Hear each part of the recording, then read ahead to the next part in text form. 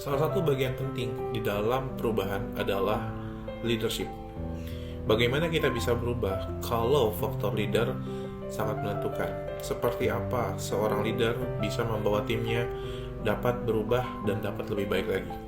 Dalam sesi kali ini kita akan uraikan 3 hal yang harus dilakukan seorang leader untuk melakukan perubahan dan perbaikan di dalam organisasinya. Yang pertama adalah berbicara leader, 2 hal yang harus diingat: pintar dan benar. Seorang leader wajib untuk bisa membuat timnya lebih pintar, lebih berdaya, lebih baik lagi. Jangan sampai tim kita menjadi deadwood.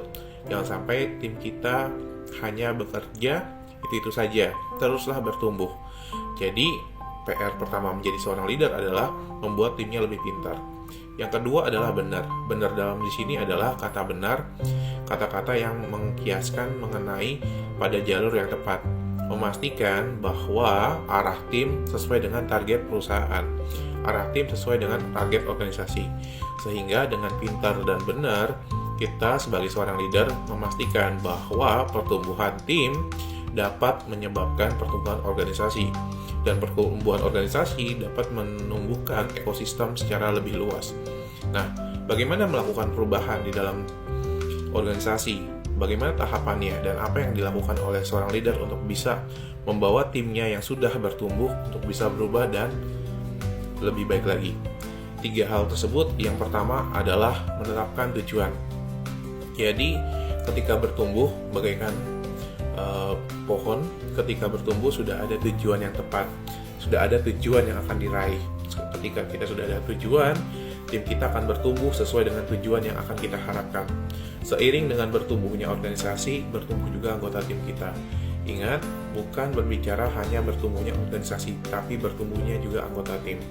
Yang kedua adalah mengetahui gap antara tujuan dengan kondisi saat ini.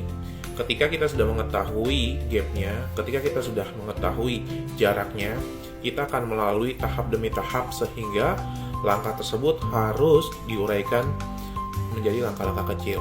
Jadi yang pertama adalah menentukan tujuan, yang kedua adalah menguraikan langkah besar menjadi langkah-langkah kecil sehingga bisa dieksekusi secara konsisten dan penuh komitmen. Yang ketiga adalah menjalankan atau melakukan eksekusi. Eksekusi dengan 2K, komitmen dan konsisten.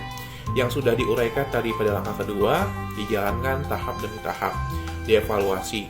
Berkaitan dengan perubahan dan juga perbaikan, tidak ada perubahan atau perbaikan yang secara drastis.